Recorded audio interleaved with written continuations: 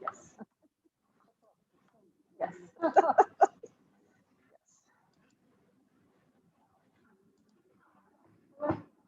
Call this meeting to order. Roll call vote, please. Alphon, Here. Nystrom, Here. Richard, Here. Teben, Here. Melhouse. Here.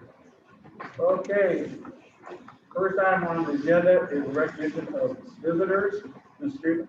So I'm going to start out, in addition to last week having been Teacher Appreciation Week, May is also Board Appreciation Month.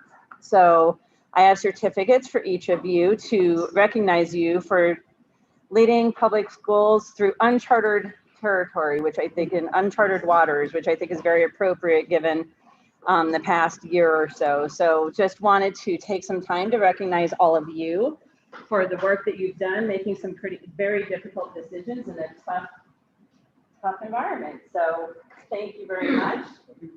And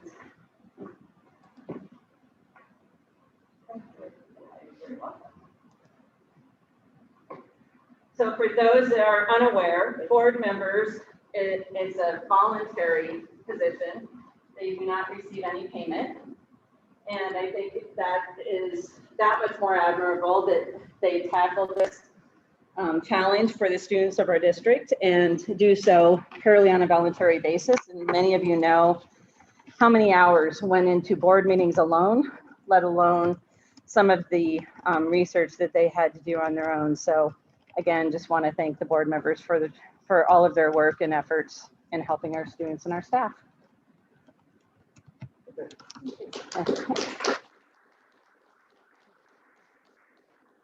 Thank you, full board members, for all you've done this past year and through the uncertain waters, going through COVID. Hopefully we're at the end of it and then back to normalcy this fall. I have 2 Doors Awards recipients that we would like to honor. So we'll start with Amy Chestnut, and I think Brad and Autumn, are you two going to speak? Yeah. I'm going to let you present this to Amy. Okay. So speaking of uncharted waters, there was a few of those this year in our buildings, and so we have lots of different groups and different people that really make our schools run. And one of those that maybe isn't as celebrated as often is our substitutes, and they are critical to ensuring the work that we do in our buildings and when our teachers have to be out for various different things. So Amy is one of our most dependable elementary subs. We keep her busy as often as she'll let us keep her busy, which is pretty much every day. And she does a great job for us. In the 3 years I've been here, she's done a great job for us in all 3 of those years. This year has been especially interesting because I know for me, she's taken on 2 long-term subs, both of which have happened to be my online teachers when they had babies. So not only was she willing to take on long-term sub positions during the pandemic, but for online teachers, which is really uncharted territory, and just jumped into those, spent some time learning what online learning looks like, how that whole process works. He has become an expert now in online teaching and learning. So we're just really thankful in a normal year for the job that all of our subs do, especially Amy, one of our most trusted and valued subs, and especially for this year in helping us out with those. And I think did a long-term sub position for you, correct, on before the 2 online, before doing long-term sub position for the 2 online. Well, I mean, Amy's past one time, I'm like, hey, you want to be an art teacher this year? And she's like, hey, why not? Yeah. You know, so that's the awesome thing about Amy is no matter what we ask her to do, she does it with a joyful heart, and it's somebody that we can depend on in every situation. That's hard to walk into a class with kids and unknown, and she does a great job of that. She has great relationships with our kids, which is really helpful as a substitute when you go in any classroom and they say, hey, Mrs. Charette. And that's a great way for them to start the day with somebody that they know and they know that cares about them. So thanks for all you do. We sure appreciate it. Thank you for all you do. And I know that not only have you been helping with the substitute guys, you've been helping on some of our other volunteer committees over time, and really appreciate all those efforts. She actually sneak attacked me to come to this, so yeah, she's kind of everywhere. And then we have another Doors Award winner, and that would be Lindsay Hyman. And Darcy Newcomb, I believe you were going to go ahead and present this. Come on over here so that they can hear and She see loves you. this. Yes, I know, And she if I loves just it. give her a hug, she'd be really excited. For those of you that know or don't know, Lindsay is our EDGE coordinator. And she's really been amazing this year in everything that she's done with the EDGE. And I think because we're friends, I get involved with those projects more than other people. But I have seen those kids come out. They've interviewed me out at the pool, asked things about that. We all saw the video that she had to make of Page School and why we needed a new school. Currently, she's working on something that is at Capper Park and came to the middle school and presented to Scott and I about what those kids can do. She's going to the park board meeting here in a few minutes for that. But so those things are amazing. But as a mom, that's why I nominated her for this. My youngest is a wonderful child who had no direction, and he's graduating here hopefully in a few weeks. And he had no idea what he wanted to do. He had no idea where he wanted to go. I kept suggesting, he wasn't sure if he wanted college, but Lindsay hooked him up with our PE teachers, and he's been shadowing our PE teachers for a semester, all different levels. And the other day he said, I'm going to the little kids, Mom. I don't know that I'm going to like it. I said, go try it. He came home and goes, man, I kind of like those little guys too. So he likes it all, but now he has a purpose. He knows where he's going to go to college. He knows Lindsay's pushed him to take the ACT, to apply to schools. Mom couldn't get that to happen. And so he's going out of state. He's going to major in education, which I would have never thought he would do, but he really has found a passion for that. And that's really because of Lindsay pushing him into that. So in addition to all those wonderful things you see her doing out there on EDGE, she's working with those kids every single day on simple things like that, that really, really matter. So.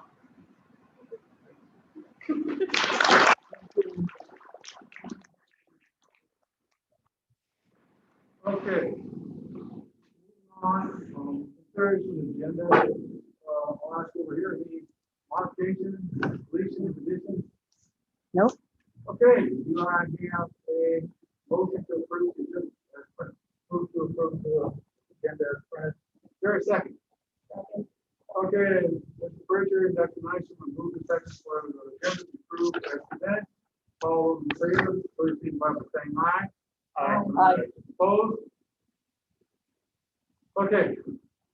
Next is the time set aside daily meeting to hear from a delegation or person who'd like to address anything relevant to the board. Is there anyone here that I do not recognize?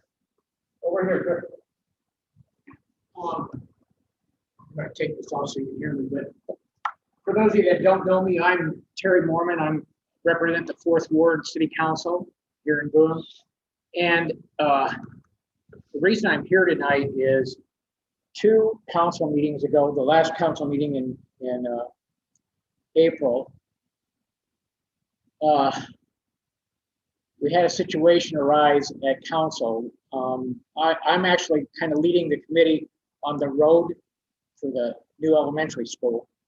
And we had a little bit of confusion that night, and I said some things that weren't necessarily true. In my frustration with the process that was going on at the time, I said some things that weren't true. And I especially wanted to apologize to Jeremy and to Julie. You guys have been nothing but transparent and open with us, and we really appreciate that. And I in no way wanted to damage that relationship between the school and the city that you guys have worked so hard to build on. And so last council meeting, I apologized publicly because I did it publicly, and that's why I'm here tonight. So we are excited about the school.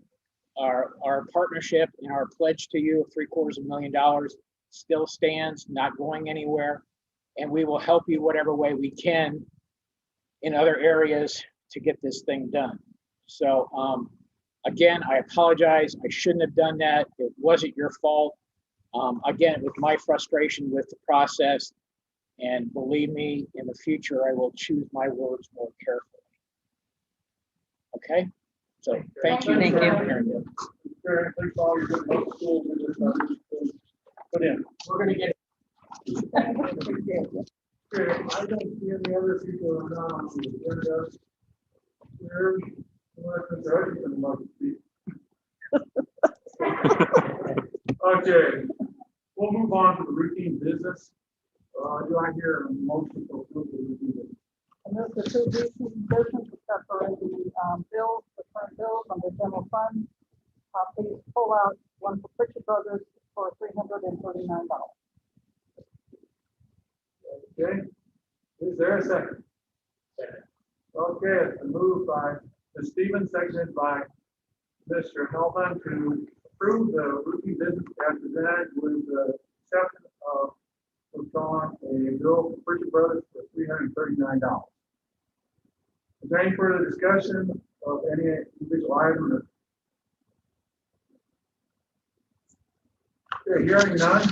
All those in favor of approving the consent agenda, please signify by saying aye. Aye. Aye. Opposed? Okay. Now we have one more item to discuss. Move to approve the bill for Pritchard Brothers for $339.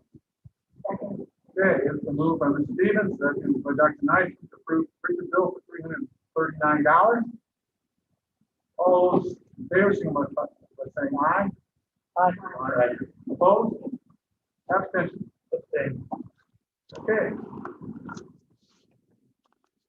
Motion passes. Now move to the presentation about the redesign phase and where we sit right now with construction phase for middle school, elementary school, sorry. Okay, we've got the entire side over here. Eric, I'll let you start. You can introduce everyone else. And Eric, if you wouldn't mind coming to the middle, so that way people that are online can still see and hear your presentation, that'd be awesome. Thank you. Thank you everybody for having us here tonight. I'll speak up. Speak up. Yeah. All right, I'll just do You're this. talking to the person right back there. That's right. All right. Thank you everybody for having us here tonight. Appreciate your time. What we wanted to do tonight is we have finished or completed the pre-design section or portion of the elementary school planning. And so with me tonight is Andrew Van Leeuwen, project designer. Over in the corner is Planning Construction. And so what we want to do is we just have some information to share with you about the process that you've gone through, and then what this is going to lead to into the next phases from a logistics standpoint and in meetings. There you go.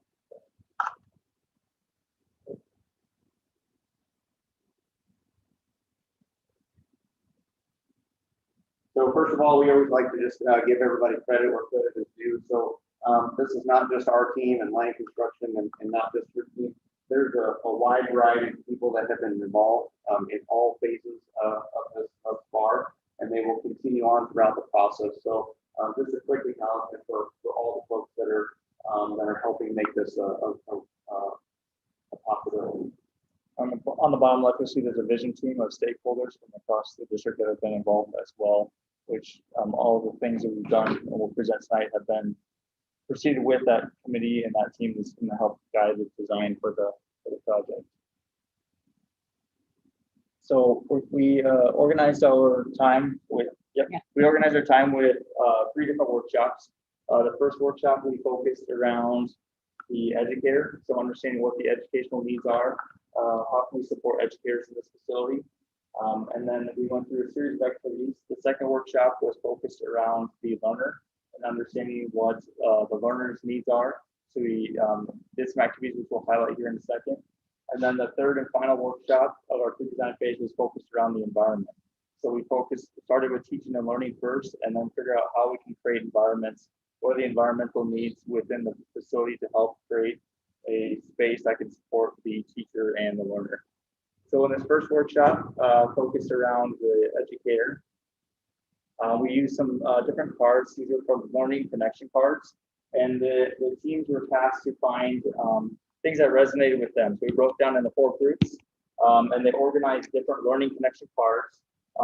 And we found common themes throughout. So the top left here talked about small group, small learning spaces. We have furniture environments. What are the requirements there? Teaching, spatial environments, and then the tools needed, and then safety needs. So these are a small sampling of the cards. There are probably over 100 cards that we had that night to go through. But it was really, really great to see that among the 4 groups, there was common themes with all of them. And those of you that were involved can attest to that too. It was rather interesting to see that there was already a lot of alignment and synergy, which was great for us, and to see that there's consensus around what the educators need to have a successful space. At that workshop, one of the things we also did was we went on some virtual tours. So we looked at a couple of projects across the country that are focused around the early learners. This is a kindergarten center, so we walked through some of the spaces, the layouts, the organization of that building to help see what else was out there and how other districts have done things. This was an early childhood center in the Kansas City area. So this is a renovation project, so not all projects were directly aligned, but there's definitely lessons that could be learned. So how it's organized, how it's configured, the types of spaces. See on the left some of the imagery that the facilities committee could see and begin to observe. And then we also wrapped up the first workshop with a postcard of the future, which highlighted. I lost the mouse there. Oops, sorry. Oh, you're good. YouTube computers. So which highlighted some of the words of phrases. So they imagine themselves in the year 2040.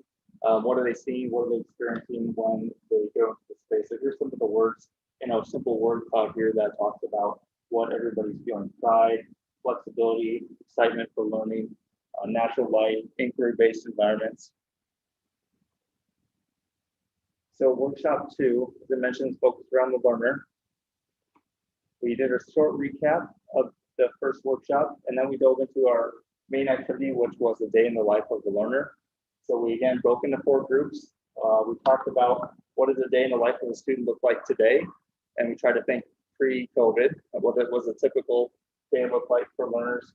And then we tried to fast forward and imagine what we want that future environment to look like, what that future day will be for those young learners. So you can see we have different activities that we looked at, the different activities that the students will create and do.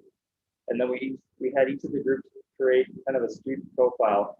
So these are characters or students created by the different committees, and you can see they talked about how are students using their day now based on these different activities, and then the outer ring is how they do it in the future. So you're seeing a focus on going from much more small group activities, focusing here on the large group as well. But you've seen a lot of common themes, which I think was really great to see from all of the groups here, on how the students are using the space, what types of activities they're going to be doing in the future. So we had June, Henry, Lovebug, and Mark, our 4 students.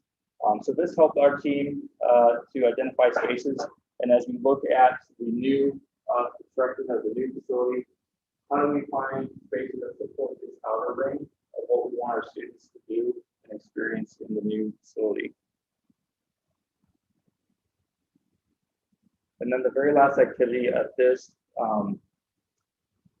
second workshop was kind of an affinity mapping exercise, where it's taking post-it notes and kind of rapid fire, write down words or key phrases that talk about the environment itself and what it would need to support that.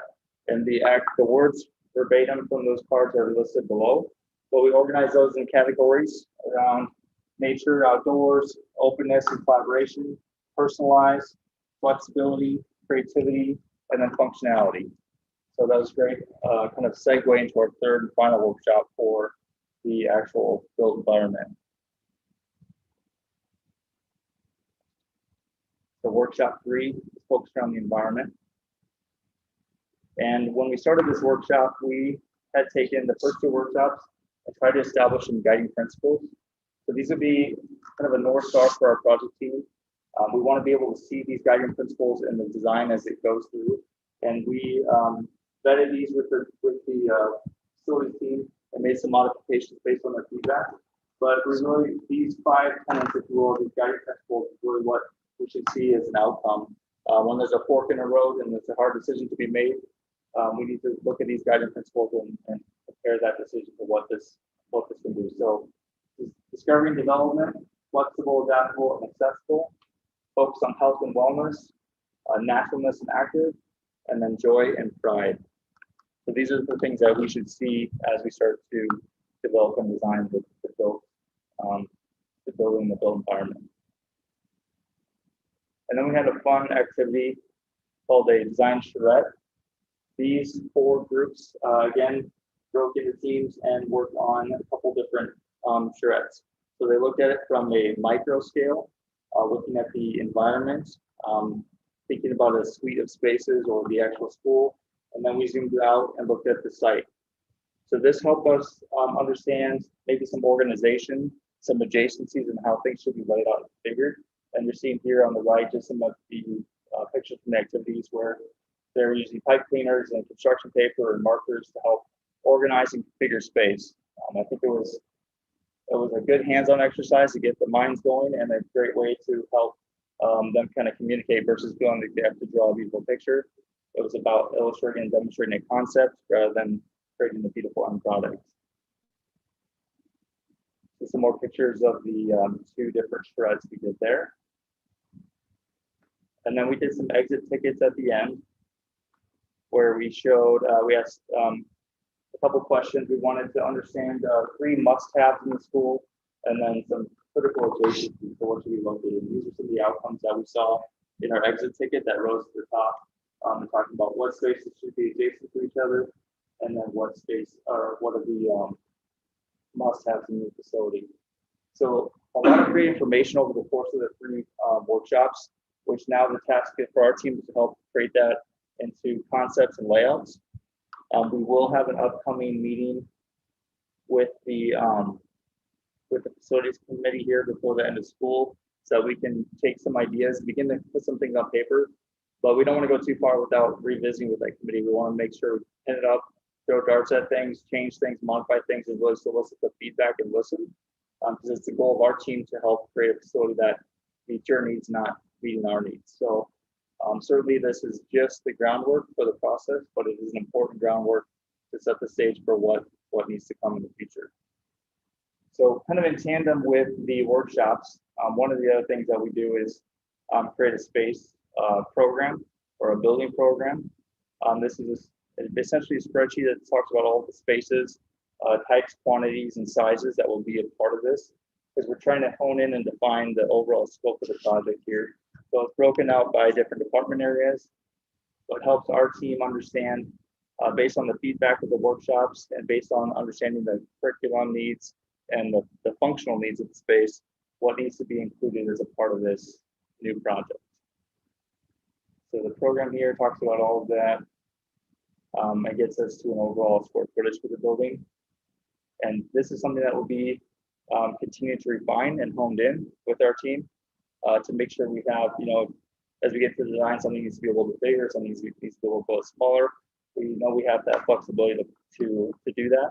But at the end of the day, we will stay within the budget that we have set forth. So this is, again, kind of a living document, but this is good, a stop in time, understanding where we're at as far as scope goes and what the plan is so our design team can begin to take the ideas and build floor plans and site plans from that. And then we just included the site survey here as a part of the scope, just understanding the site configuration layout. Our team is continuing to look at that and beginning to understand the finer details of the survey report. And then the last section of this pre-design is logistics. And I'm going to turn it over to Eric to help walk through some of the next steps. So as we talked about before, we've got, we kind of break the whole project down into segments.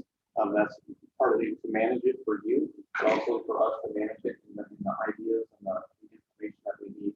So we've already gone through the bond planning and the campaign portion. That culminated in March. And so what we've done is we've gone through all here in the pre-plan programming and visioning stage. So this is setting the direction for your entire project. So we're down here at the board meeting there this evening. Right there. And then what we're going to do is moving out to schematic design. So this actually just set this here a few moments ago. So May 27th, we're going to come back. Our team is working on doing some building layouts and testing based on what you just saw from those workshops and taking all that information together.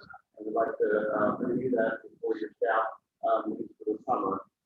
And then we will continue on with our food service and building systems, mechanical, electrical needs, things of that nature, where we're starting to actually design and build the building. By the end of the schematic design, we'll come back to you this summer for another presentation just like this, where you'll get to see the fruits of those labors, and then moving on to the next section. In design development, that's where we're applying a lot more detail to things. All the major decisions for the building, we want those completed and done by the end of design development. So plan construction is going to be very critical throughout these next two phases to help us collate all the information and basically have the entire concept of the facility at this point. What we're working towards is to utilize the year and the schedule, the environment to our advantage. So we're trying to put all this information together so we can get to what I'll call a pre-grading contract or an early site package project that will allow us to take advantage of some of the later summer months in the fall to do some earth work while we are finishing up the technical details that we've created here in the design development phase into construction documents. And that's what we're doing, constructability reviews, dimensioning, specifications, all those things to further out. That gets us to in November. So we'll come back to you again in November. We'll ask you to establish a bid date, public hearing dates, and issue those out to the community so we can take bids by the end of this year. And then everybody can take a breather for the holidays. And then as this phase complete, my construction crew will really kick in a high gear, and that's really take it from that point and for contractors and working through the procurement process, acquiring all the materials and things that they will need so that they can hit the ground running out for the building point, because we will want to already completed some of the earthwork stuff this fall. Okay. So that is a short presentation on where we are at today and what we've been doing since your bond referendum passed. And again, thank you for all the committee members and things to provide the input. That's key. And that was something that you told us early on, is that you wanted a lot of collaboration and input, and not just kind of be insular in how we do it. So hopefully we illustrated and shown to you how we are doing it and how we will continue to do that over the course of the next few months. Questions? Other questions from the board members? How are we looking on the site rent package for this fall? Pretty promising. I think we have plans for that. So there's still, so we showed you there's the site survey that's been completed. We are having some wetlands information that is being worked on right now, and so we should have that information within the next 30 days. That will help us influence a few more things. And then that meeting on the 27th that we have at the end of this month will be key in getting the layout and everything with the facilities team and making sure we can progress with that.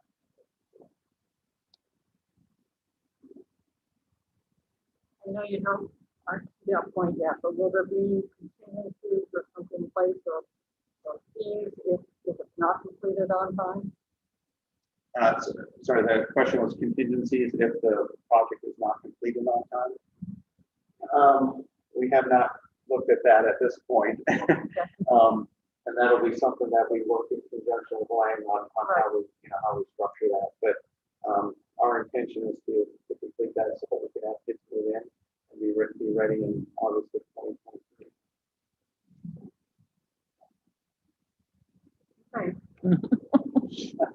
That's all I'm going to commit to at this That's right. point. That's what I figured.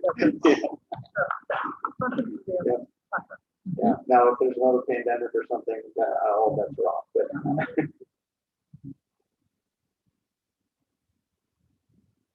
Any other questions from board members? Okay, hearing none, Eric, thank you very much for the presentation. Look forward to seeing you back here frequently in the next few months' time. thank you Great. all. Thank you. Okay, now we have graduation class approval. Yeah, so you should have before you the list of graduates, and I would just simply recommend that you approve the list that you were provided to graduate. So we're excited for their futures and excited that they're going to be able to have post-secondary success.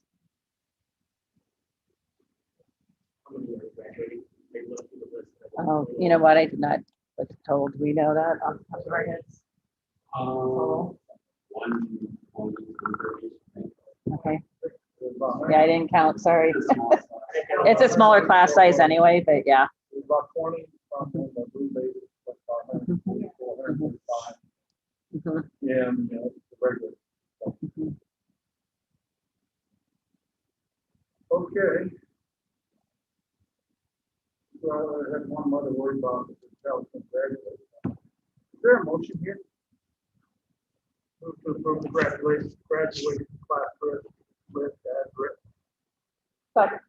Okay, it's moved by Mr. Pritchard, seconded by Mr. Stevens, move the class of 2021 graduates as presented before tonight. Any further discussion? Hearing none, all those in favor signify by saying aye. Aye. Opposed? Motion passes unanimously. Next is the summer school plan. Yeah, actually, Dr. James is going to share with you our district plan for summer school this year. It's short and sweet. It's late out morning. So our summer school proposal really focuses on this high school for the school year. With our elementary and middle school students, at this point, we are still really just identifying what are those two gaps that we want to try to recover. And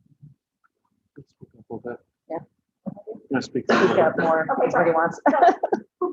Yeah. So we are really trying to, with elementary students too, and middle school, really determine what are the gaps and what are the best ways to fill those. With our high school students, it's a little bit different because the need for credits and to stay on track for graduation. So that's really where the focus of our summer school efforts for this school year are, is to help kids recover credits that they might need or units that they might need towards graduation to stay on track. 8.5 program we've seen lots of success with. When we implemented it with COVID last year, we didn't do that. We want to put that piece back. We think that really helps our kids transition from middle school to high school. So we have that in there. And then some years we have some summer school for futures and some years we don't, depending on what they have. And there's a couple of kids at futures that could graduate and finish in the summer if they have a couple extra weeks of support. We want to make sure we provide that for them, especially given the pandemic. And that's really why we have that need this particular school year. So the proposal there is just to meet those needs of the high school and really help keep kids on track for graduation. Now, prior years, we've done something elementary, science, academy.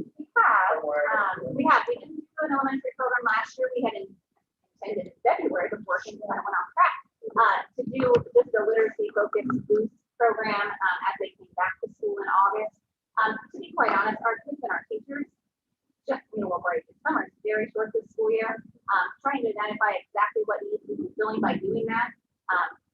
Data is still rolling in at the end of the year this spring, and so we decided at this point that didn't feel like money well spent because we weren't exactly sure what those needs were we were trying to meet, and it gives us a little bit more time with kids to help those. So that's it. Appreciate that. I just asked because the parents are going to be asking us. So I wanted to be out. Well, and I think we joined by several of our conference schools in doing the same thing and delaying our extra assistance to students, because we will have extra assistance available, but we want to make sure it's the right work and not just more of something that isn't necessarily going to benefit our students. And so that's something that we really took a long, hard look at. You know, do we put the investment in the summertime when, quite honestly, staffing was going to be an issue? And as well as, would we have the attendance from students when it would appear that people are kind of ready for a little bit of a break? So we're really aiming toward doing some extra assistance during the school year versus during the summer. So that's kind of where we're headed with our direction. So when people want to know, well, how are you going to make up for any lost learning? First of all, we're really proud of the fact that they didn't have a lot of lost learning this year in our district because we were able to be here. But for those that still need that, we will have that. We also have looked at, even though it's not outlined as formally here in the other levels, we have had the same conversation that we had about 8.5 with regard to our transition for our students that are online coming on site. We are planning for that, and because there are some unique needs that those students who have not been able to be on site previously, some of them will be in the buildings for the first time when their peers were there before. So we are still planning for those activities without it being a specific summer program. So I want you to know that that is something that we're still planning for and adjusting for. I find it interesting here, the commission to the bond table. The fact that the online learners have a much higher percentage of steps. I think it's something that we all knew. We have some online learners thrive and blossom, as we often do. It's gonna be tough for a lot of these kids. I'm just from first semester, I think we shared the data. Is that first semester? This is our first semester, yeah. So, but we put that up there as kind of a guesstimate. We're not done with the semester, so it's hard to know how many kids really will have that need for credit and recovery. We put some additional things in place to try to do those, but things like their wing time we put back in during the day, during second semester, and some additional after school support for kids who had some failures in first semester. So we anticipate this is less below, but we also use that to say, we know that we do have some kids here that are probably still recovering from first semester, and we want to make sure that we keep on that. Great, anything to add to that? Thank you for that. Yeah, hopefully, thanks for the intervention we put in place this semester, we'll see that 90 number go down a little bit. Naturally, your seniors like to clean things up before they graduate, so we'll see that numbers down too. Thank you very much. I think one more thing to remember within that, as we're getting ready, we're finishing up testing and bringing students in for that. The reminder of those students that have been online and haven't done that are being averaged into all of our students. We are completing that process. We have brought all those students in to do that. So I can just put out that data to see who actually needs the help and who doesn't. But I know we're starting to look at data to see what that looks like. You know, that might not be pretty averages for what that looks like. So We have a number of students who are with us for a portion of the year, some for the whole year, some in and out. Various companies that family, so it'll be interesting. So we'll be bringing that to you. Okay, because really, the younger kids are pretty big role. We have Bob to this year. Yeah, they're all daily in that, or they're back daily in that growth. We're doing spring facts right now. Some of our IFAC data at middle school and high school, our Iowa statewide assessment, we can see some preliminary results. So this last week, at the end of the week, we kind of started to dig into some of those. Franklin is still doing their Iowa assessment testing, and just looking. We have 10 students that are remote learners who still need to do their Iowa assessment tests remotely, but most of our kids came into the building and took that test. So we're getting a good handle on where kids are into the year, and we will be using that data to plan for next year. Sounds good. Thank you very much. Now, we need a motion to approve this from the school plan. I'm going to refer to the school plan. Is there a second? Second. Okay, it's been moved by Dr. Nystrom, second by Mr. Stevens, to approve the summer school plan as presented. Is there any further discussion, questions, any of the board members? Hearing none, all those in favor of approving the summer school plan as presented, signify by saying aye. Aye. Opposed? Motion passed unanimously. Next is the K-12 curriculum purchases. So Dr. James will go ahead and speak to the purchases as well. I will. So we have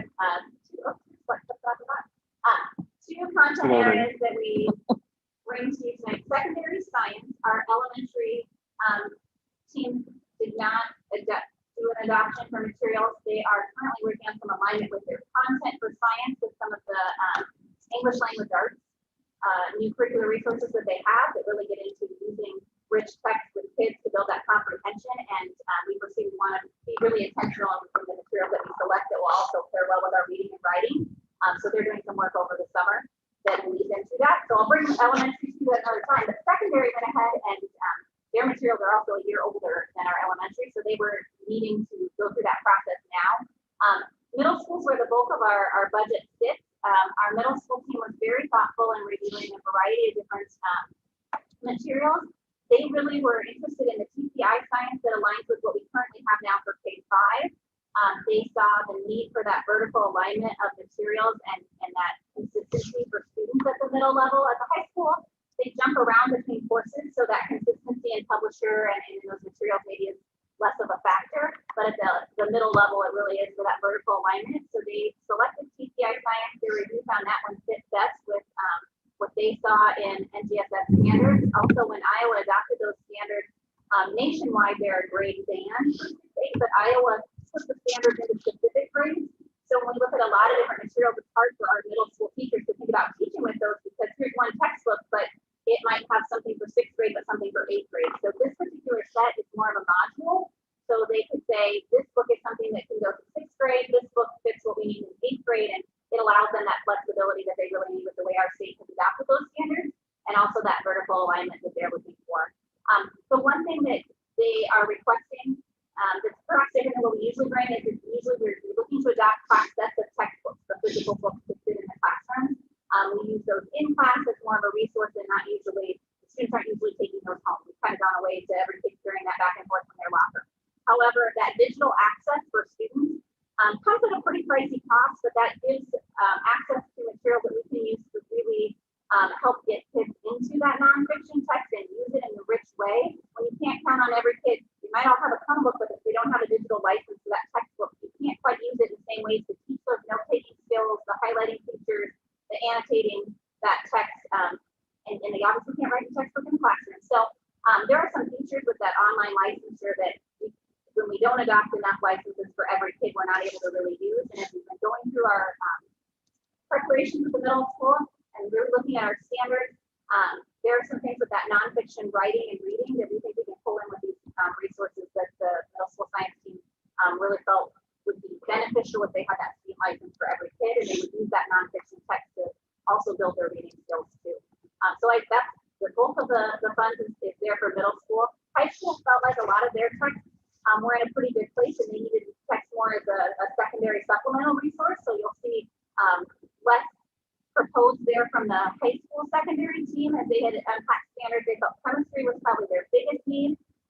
And then the other texts were ones that they could use to supplement a variety of courses. They could go with principles of advanced science. They also use some pieces in physics. So they really were looking for more resources and some things from the National Science Association that would help support them in their teaching, but not feeling that they needed that textbook resource as much as the middle school did. That's science. If you click on math, our math team did curriculum adoption 3 years ago. We've gone with illustrative math. It is an open source. We've been really excited with the results as we've implemented that in 6th grade through up through Algebra 2. But this particular school year, and in the course handbook that we brought to you a couple of months ago, we had some new additions to the high school course offerings for math, just trying to encourage that 4th year of math and keeping kids in math and giving them some different options and a variety. And so the team has picked out, it's a small amount budget-wise, but just some additional materials that will supplement 2 new courses, construction math and computer-aided math, using some spreadsheets and different formulas to keep kids engaged with math standards, and then also just some additional pieces to supplement our probability and statistics and our current pre-calculus. Okay. Thank you very much. Question? For the fifth grade, are they like the bridge or stick? They have access to everything, or they going to stick with the phone? It's tricky because they're standard stick with elementary and they sit at our middle school. Their current materials are that TPI science, and so in talking with the 516, they felt like, as elementary looks at more different trade books or things that will support them in science and TPI that they currently have at fifth grade fits really well with this sixth grade adoption. Digital access, is that newer this year then, or for this one? It is. In the past, we've had maybe if we bought 30 textbooks, we get 30 licenses, but obviously we have more than 30 kids at the grade level. So the ways that we can use that digital text is really limited because not every kid has a license. They all have a Chromebook, they could access it, but we don't have enough licenses for the kids to save their stuff to their drive, annotate and take notes in those and take advantage of some of the other digital features, videos, for instance, that they can use to go back or relearn or watch something if they missed a class. They just don't have access to that unless you have a license for every kid. It comes at a premium cost, but if you don't have the access, you can't use those pieces, and we really think that will be beneficial for our kids to get them more into text. As a teacher, it's hard to find something to read if you think you might run out of time in class and I don't have enough books to send home with my kids. But if you know that they all have access after they leave your class, you can really plan and use those resources in a different way. This would be an ongoing call. This is a 6-year subscription. So this would take it to our next version. Good. Any further questions? Okay, hearing none, I'll entertain a motion here. I would move to approve the K-12 curriculum. Is there a second? Second. Okay, it's been moved by Mr. Alphen, seconded by Dr. Nyström to approve the K-12 curriculum request as presented. All those in favor, please signify by saying aye. Aye. Opposed? Motion passes unanimously. Next is the purple textbooks. So this is an annual funding that's provided by the state for parochial school textbook purchases. Trinity Lutheran is the only parochial school that has requested textbooks this year. So what you see before you is their textbook request, and I would recommend approval. Any questions? Moved. Is that motion approved? Yeah. Okay. Okay, so moved approved. That's your second. Okay, moved by Ms. Stevens, seconded by Dr. Nyström to approve the Trinity Lutheran Church on non-public textbook order. Any further discussion? Hearing none. All in favor, signify by saying aye. Aye. Opposed? Motion passed unanimously. Next, YSS Student Assistance Program renewal. Yes, so this, you'll see two here. This is the first of two. This is the memorandum of understanding between YSS and the school district. This is just a continuation of the agreement that we currently have, and I would recommend approval. Questions from board members? Okay, is there a motion to approve this? Motion to approve the YSS memorandum of understanding student program. Okay, is there a second? Second. Okay, moved by Mr. Pritchard, second by Dr. Nyström to approve the YSS memorandum of understanding student assistance program agreement. Any further discussion? Hearing none, all in favor, signify by saying aye. Aye. Opposed? Motion passed unanimously. Next, YSS Family Liaison Therapist Contract. Yes, so this is the actual contract to have the YSS family liaisons with our district. Again, this is another continuation. This does not have an increase to cost for us, which was encouraging to me. So I would definitely recommend approval. Okay, any discussion? Is there a motion to approve the YSS Family Liaison Therapist Contract? I move to approve the YSS Family Liaison Therapist Contract. Is there a second? Second. Okay, it's been moved by Mr. Stevens, seconded by Mr. Pritchard, to approve the YSS Family Liaison Therapist contract as presented. Any further discussion? Hearing none, all those in favor, please signify by saying aye. Aye. Opposed, nay. Motion passes unanimously. Next, the IJAG memorandum of understanding. Right, so this again is a continuation of what we've had with IJ. This is something that we are discussing in the future of possibly expanding, but right now this is simply a continuation of our memorandum of understanding with IJ as it currently stands. But I do want you to know that as we look towards the future and we continue to expand our K-12 work-based learning programming, that is something that we will be discussing later down the road with all of you, the possible expansion of IJIG. So I definitely would recommend approval of the IJIG memorandum of understanding as it currently stands for another year. Can we modify this halfway through the year? Yeah, there's a stipulation in there somewhere, but I think it's going to take us a year to really design that together. And we've started those conversations, but that's something I just wanted to, as we renew this year, I wanted you to know that we are looking at possibly expanding in the future. Okay. Any further questions? Is there a motion? We approve the MOU for IJIG. Okay, is there a second? Second. Okay, move on Mr. Alton, seconded by Mr. Pritchard, to approve the IJAG memorandum of understanding as presented. Any further discussion?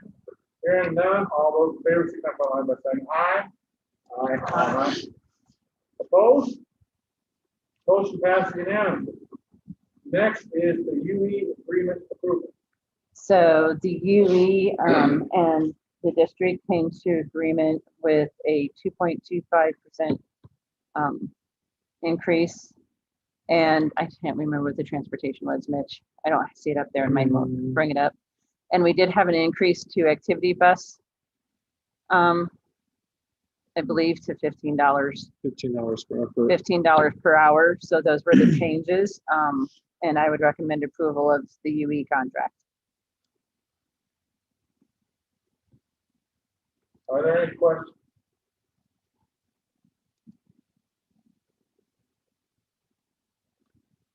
Okay, hearing none, is there a motion to approve the UE contract? Move to approve the UE agreement contract. Is there a second? Second. Okay, move on Mr. Pritchard and narrowly seconded by Mr. Alton to approve the UE agreement as presented. Any further discussion? Hearing none, all those in favor, please signify by saying aye. Aye. Opposed? Motion passes. Next, sanctioning of girls wrestling. So this is something that was actually discussed across the state last year and trying to see if we could sanction girls wrestling.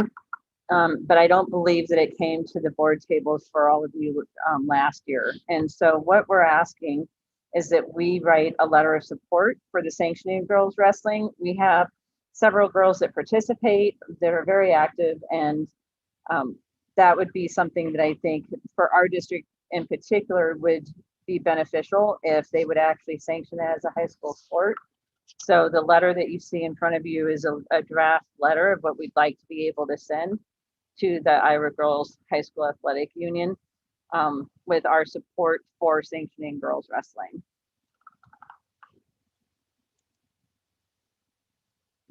Discussion.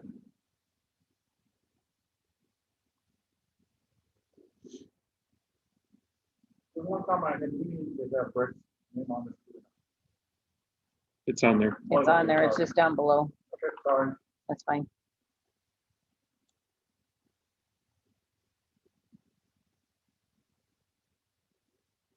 Okay. Hearing no discussion, is there a motion on this issue? I move to approve the sending of the sanctioning girls wrestling letter to the Iowa Girls High School Athletic. Is there a second? Okay, it's been moved by Ms. Stevens, seconded by Dr. Nystrom, to approve sending the letter to the Iowa Girls High School Athletic Association on the sanctioning of girls wrestling. Any further discussion? Hearing none, all those in favor, please signify by saying aye. Aye. Opposed? The motion passes unanimously. Next on the agenda is the Grunmeyer leadership contract. So this is a proposal to have Grunmeyer Leaders Services contract for the principal opening that we have after your approval of Mr. Byam's resignation this evening.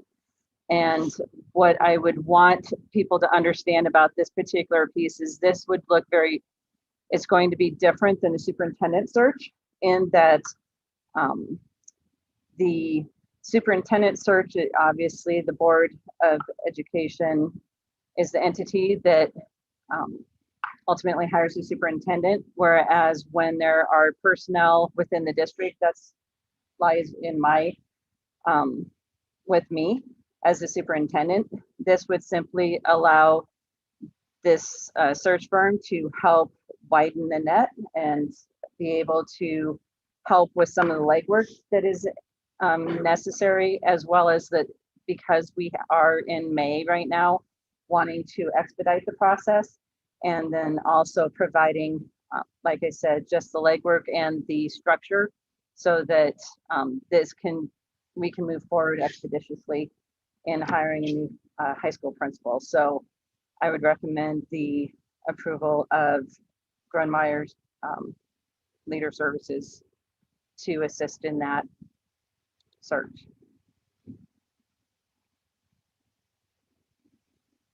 And I move to approve the Grunmeyer Leader Services contract. Okay, is there a second? Second. Okay, it's been moved by Mr. Stevens, seconded by Mr. Pritchard, to approve the Grunmeyer Leader Services contract for the search for the high school principal position. Is there any further discussion on this matter?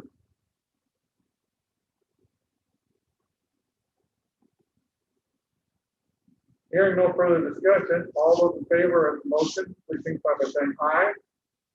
Aye. Aye. Opposed? Motion passes unanimously. Next is the superintendent's report.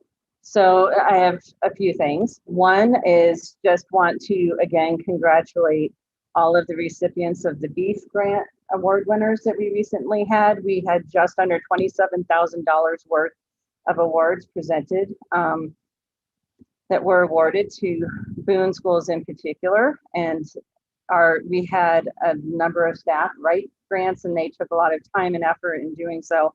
And we're just really excited with all of the opportunities that the foundation is providing us by providing those grants to our staff. And then we will also be doing some publicity around the fall grants that were granted as well, because we weren't able to do that previously. So just a shout out to Beef and the work that they do to help support the students of our community. Very much appreciated. Also with the projects that I had spoken with all of you before with regard to the gymnasium and a building for homeschool and futures, we will be having some interviews with architects, and we'll be bringing that before you at a special board meeting on May 17th at 6:30 to determine who will be assisting us with those projects, if that's something the board would like to continue with. And there was one other thing I was going to talk about, and now it just left me. But I just wanted, and then, oh, I know, just prom. I was going to update everyone on the prom. It went fantastically. I think that the staff did an amazing job of organizing that. Being able to spread the students out really made a huge difference. And it did not feel like we had over 250 students here, and we did. But between the auditorium and the gymnasium and the cafeteria and cafe au lait spaces, it really was very well spread out. The kids had a great time, and I think it was a huge success, and give all the credit to the high school staff and administrative team for that running so smoothly, because it was a really great event, and very happy that we were able to move forward with that. So I wanted to make sure, since we've had a couple of meetings where we attended to prom, I wanted you to know that it ran with great success. We were blessed with great weather. I mean, it may be a little windy for some girls there, but other than that, it was beautiful weather, and could not have been happier with the outcome for our students and that particular event. Also, just all of the events we've been able to have in the spring that we weren't able to have last year. I think our community and our parents and our kids are so grateful for all of these opportunities. So again, thank you for helping us make sure that could happen for our students, because that's what we're all here to do, is to provide those opportunities. And it's been a nice spring of celebration for our students. We had National Honor Society recently. I mean, just a wide variety of celebrations and more to come. So if you have an opportunity to attend any of those events, I would encourage you to just so that you can see the excitement and satisfaction that our students and families have. I know people appreciate getting to watch the Grand March. Yes. A lot of people traditionally Mm-hmm. they go and watch that Mm-hmm. for the building. So a lot of people watch. Yeah. I'd like to thank all school officials and all the teachers for all the hard work. These projects this spring, and I believe this is all going to come someone on Sunday at Memorial Day weekend. Graduation is at 2 p.m. Is that correct? Is that 2 p.m. Yes. Okay. And my understanding is there's going to be a little parade coming up from the racetrack. I do not believe that we have the ability to do the We're not doing parade. that. I'm not really confident on that now. Okay. No, I do not know that we have confirmation from Stand by the city. for the Yeah. We can guarantee we have graduation at 2. on the football. Yes. Yes. Okay. Sounds good. Anything else? I believe the rain is just this backup plan is rain. Is in the gym, that's what I thought. Yep. Instead of trying to find another day. So the part of the conversation around that was we could pick another day, but then it could rain that day too. So we decided to stick with that day, since a lot of people have family coming in. If we stuck with the day, at least they would be able to celebrate with their families on the day that they had planned. Our intention too is hopefully be closer to Friday. There are people forecasts look like 11 numbers. Would there be any way that the forecast looks at that be able to switch to Saturday to Sunday?